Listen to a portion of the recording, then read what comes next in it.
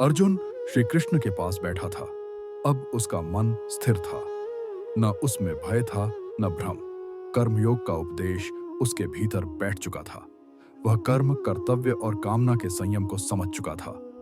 अर्जुन को इस अवस्था में देखकर श्री कृष्ण ने और गहरे ज्ञान का आरंभ किया।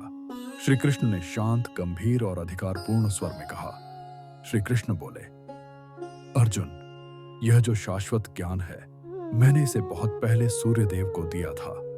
श्री कृष्ण बोले, सूर्यदेव ने यह ज्ञान मनु को दिया और मनु ने इस संसार के राजाओं को दिया। श्री कृष्ण बोले, इस प्रकार यह ज्ञान गुरु से शिष्य तक पीढ़ी दर पीढ़ी प्राप्त होता रहा। अर्जुन को आश्चर्य हुआ। उसने जिज्ञासा से श्री कृष्ण की ओर देखा। अर्जुन बोले, कृष्ण, सूर्यदेव तो बहुत प्राचीन काल में हुए और आपका जन्म अभी हाल में हुआ है, तो मैं यह कैसे समझूं कि आपने यह ज्ञान प्राचीन समय में दिया था? यह प्रश्न आज के जीवन में भी उठता है।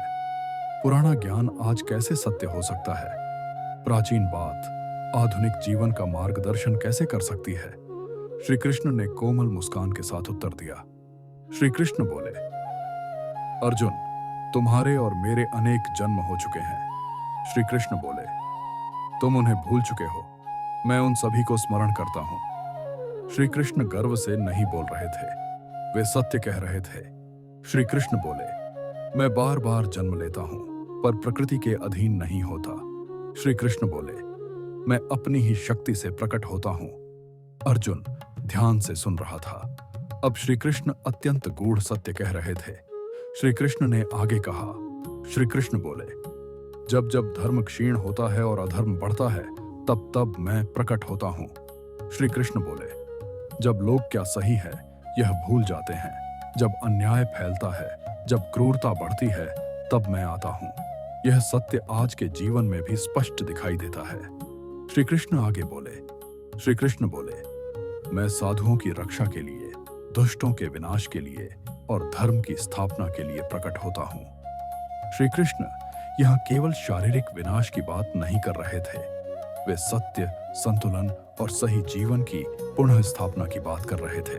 फिर श्री कृष्ण ने एक अत्यंत महत्वपूर्ण बात कही। श्री कृष्ण बोले, अर्जुन, जो मेरे जन्म और कर्म के इस सत्य को जान लेता है वह मुक्त हो जाता है। श्री कृष्ण बोले, ऐसा मनुष्य देह त्याग के बाद फिर जन्म नहीं लेता। यह अंधविश्वास की बात नहीं थी। श्री कृष्ण समझ की बात कर रहे थे, केवल पूजा की नहीं। श्री कृष्ण आगे बोले। श्री कृष्ण बोले, तुमसे पहले भी अनेक लोग राग, भय और क्रोध से मुक्त हुए हैं। श्री कृष्ण बोले, उन्होंने ज्ञान द्वारा अपने को शुद्ध किया और मेरी शरण ली। श्री कृष्ण बोले, और वे इसी मुक्ति की अवस्था को प्राप्त हुए। अर्जुन को साहस मिला। वह जान गया कि यह मार्ग केवल उसके लिए नहीं है। श्री कृष्ण ने आगे कहा। श्री कृष्ण बोले, अर्जुन, मनुष्य जिस भाव से मेरी ओर आता है, मैं उसी भाव से उसकी ओर बढ़ता हूं। श्री कृष्ण बोले, सभी मनुष्य किसी न किसी रूप में मेरे ही मार्ग पर चलते हैं। इसका अर्थ यह था कि श्री कृष्ण एक ही प्रकार के साधक तक सीमित नहीं हैं। फिर श्री कृष्ण ने मानव स्वभाव की विविधता समझाई। श्री कृष्ण बोले, अर्जुन, मैंने गुण और कर्म के आधार पर भिन्न भिन्न भूमिकाएं रची हैं। श्री कृष्ण बोले, ये जन्म से नहीं, स्वभाव और कर्म से निर्धारित होती है।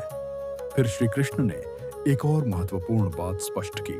श्री कृष्ण बोले, यद्यपि मैंने यह व्यवस्था रची है, पर जान लो, मैं कर्म से बंधा हुआ नहीं हूं। श्री कृष्ण बोले, मैं फल की इच्छा से कर्म नहीं करता। श्री कृष्ण बोले, मेरे कर्म मुझे बांधते नहीं। अंत में श्री कृष्ण ने शांत स्वर में कहा। श्री कृष्ण बोले, जो इस सत्य को समझ लेता है वह भी कर्म से नहीं बंधता। अर्जुन के भीतर एक गहरी शांति उतर आई।